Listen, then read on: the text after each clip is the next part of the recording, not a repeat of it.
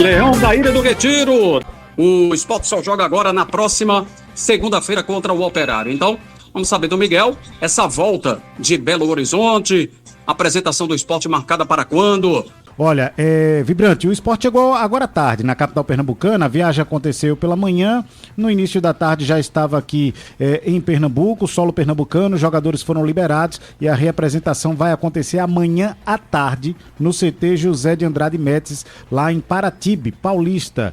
E é quando o Sport vai fazer o treino regenerativo, vai recuperar os jogadores, aqueles que viajaram, vai ter um treinamento com bola, normalmente o Pepa faz um treino tático com os não relacionados ou aqueles que não viajaram e vai começar os preparativos, vão começar os preparativos para o jogo contra o Operário, como você bem disse, segunda-feira, né? De hoje a 7 dias praticamente, no Germano Krieger, 7 da noite. CBF, inclusive, alterou o horário da partida, estava inicialmente marcada para as 6h30, agora às 7 da noite o Sport enfrenta a equipe do Operário. Esse jogo, eu sempre atualizo o torcedor que não é o atrasado não, tá? O jogo atrasado da 16ª rodada já foi e o Sport, inclusive, perdeu. Foi na Ilha do Retiro, naquela sequência de 3 jogos seguidos. Esse é o jogo normal, da tabela normal, na sequência do Campeonato Brasileiro da Série B. O Sport que ontem, né, acompanhamos aqui a derrota do Sport por 2-1 pro técnico, eu costumo dizer pro técnico Lisca, né, e não pro América,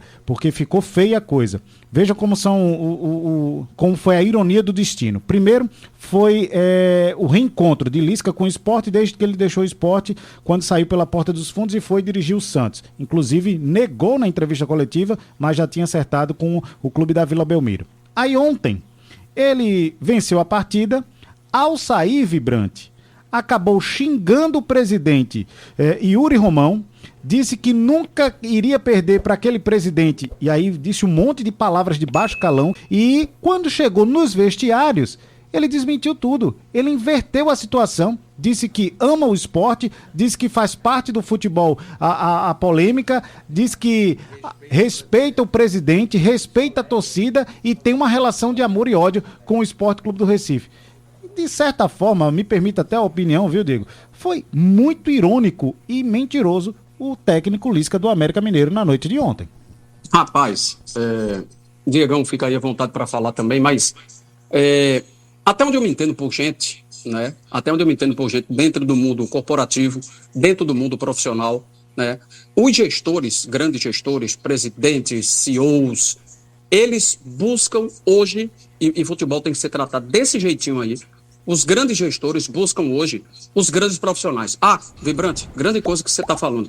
Grande profissional quer dizer que você exerce com excelência a sua função e você é também um cidadão de bom relacionamento dentro do seu ambiente de trabalho. Lisca não completa as duas partes. Eu lamento. O que eu for falar agora vai dividir um monte de opinião de quem está escutando, mas paciência, eu geralmente teço as minhas opiniões. Eu lamento o futebol brasileiro ainda dar espaço para a Lisca. Eu lamento. Sinceramente, eu lamento. Entende muito de futebol. Ele não entende mais ou menos, não. Ele entende muito de futebol. Porque eu digo isso porque preparadores físicos, que são pernambucanos, que a gente tem, né, conhecimento, que a gente é amigo. Então a gente troca uma ideia. Os caras dizem, ele saca demais de futebol. Mas ele é um cara completamente desequilibrado. Completamente desequilibrado. E esse cara desestabiliza qualquer ambiente, qualquer um. Ele passou aqui mais de uma vez, a gente sabe disso, né? Eu recebi Lisca e eu vi um cara chegar, educadíssimo, começou a me chamar de senhor umas 2 vezes, eu disse, Lisca, acaba com isso, né? Eu tô velho, mas não me deixa mais velho, não. E quando se levanta e foi embora, ele tinha perdido um clássico, saiu esculhambando um cara. Eu digo, peraí, é o mesmo cara que chegou, o cara que há 1h30 chegou aqui, é o mesmo cara que tá saindo agora. Então, assim, é a minha opinião. É claro que vários vão divergir, mas há aqueles dirigentes ainda da época que diziam assim, eu contrato jogador para jogar, não é para casar com a minha filha, não. O mundo de hoje não é mais assim, não. O mundo corporativo de hoje mudou. É preferível hoje o cara exercer a sua função um pouquinho abaixo, mas ser uma pessoa de bom relacionamento, de boa índole. Coisa que Lisca não é. Ele não é. Diego Eduardo. Ele tem um histórico, Vibrante, de confusões nas equipes por onde passou, né? Arrumou problema no Sampaio Corrêa com o Arlindo Maracanã. Quando estava no Ceará, quando houve confronto contra o Sampaio Corrêa, ele quase foi às vezes de fato com o Arlindo, né? Aqui no Náutico mesmo ele também criou problemas no extracampo. E no Sport foi uma verdadeira palhaçada o que ele fez, né? Primeiro ele disse que era mentirosa a proposta que ele tinha no Santos, depois ele sumiu e apareceu no clube da Vila Belmiro. Em se tratando do técnico, Lisca em si, é um bom treinador. Eu até gosto do trabalho do Lisca, mas o extracampo dele é terrível. Então o comportamento dele é totalmente reprovável e mostra também que é uma pessoa bipolar, uma pessoa instável. Ele esculhamba com o Yuri Romão, fala um monte de coisas, solta cobras e lagartos para todo mundo ouvir. E nos vestiários, na coletiva, ele adota um discurso, né, um tom mais ameno. É uma pessoa completamente fora da realidade, né? Não parece até que vive no mundo da lua e até tem doses de falta de caráter também. E um tipo de comportamento desse não tem espaço no futebol brasileiro. E um detalhe a mais que eu digo pra vocês é que depois que ele saiu do Sport, ele foi pro Santos. Passou pouco tempo, foi pro Avaí. Passou pouco tempo lá e passou quase um ano sem treinar. Agora que ele tá voltando a comandar o América Mineiro, e parece que o período que ele ficou sem clube não fez ele aprender as lições. Ele continua o mesmo Luiz Carlos de Lorenzi de sempre, problemático, polêmico, cheio de confusões. É um bom treinador, tem mercado pra isso. Mas a pessoa, o Luiz Carlos de Lorenzi, esse sim tem que merecer uma boa distância. E amanhã, Vibrante, ele vai ser julgado no CBJD, no STJD, porque caiu no artigo 258 do CBJD, porque foi expulso contra o Santos e aí ele acabou ofendendo o árbitro. Ele pode pegar de 1 a 6 jogos. Se ele for pegar a pena máxima, por exemplo, 6 jogos, ele já está fora do restante do campeonato, né? Porque aí ele não vai poder comandar no banco de reservas a equipe do América Mineiro. Ele e um diretor de futebol, Fred Cascardo, da equipe do América. Foi no jogo justamente contra o Santos. Mas para não perder muito tempo aqui falando do Lisca, inclusive ele insultou a torcida ontem, fez provocações à torcida do Sport que estava presente na Arena Independência.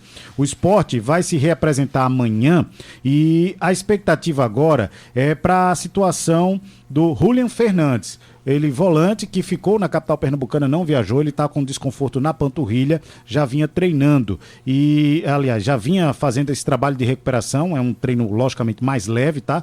Ele continua fazendo esse tratamento. Ontem, na abertura da jornada, eu falei que o Sport liderava o percentual para o título e liderava também o percentual em termos de classificação de acordo com os dados da UFMG. Agora o Sport já perdeu essa liderança, inclusive liderava no retorno, perdeu todas aquelas primeiras colocações que o Sport tinha. Agora a situação está a seguinte, a diferença para o Ceará caiu para 5 pontos. Hoje o Sport pode perder já a vice-liderança, porque se o Novo Horizontino vencer o Guarani, né, aí vai inverter aí a posição. O Sport é o segundo colocado, tem 59, mas pode cair para a terceira colocação. E, de acordo com os matemáticos da UFMG, os dados atualizados agora há pouco, o Santos agora lidera o percentual para título. 53,6% tem o Santos e o Sport caiu para 21,1%. Mas continua ali na segunda colocação nesse ranking para título. Para o acesso, o Santos agora tem 99,12% de chance e o Sport é o segundo com 91,9%.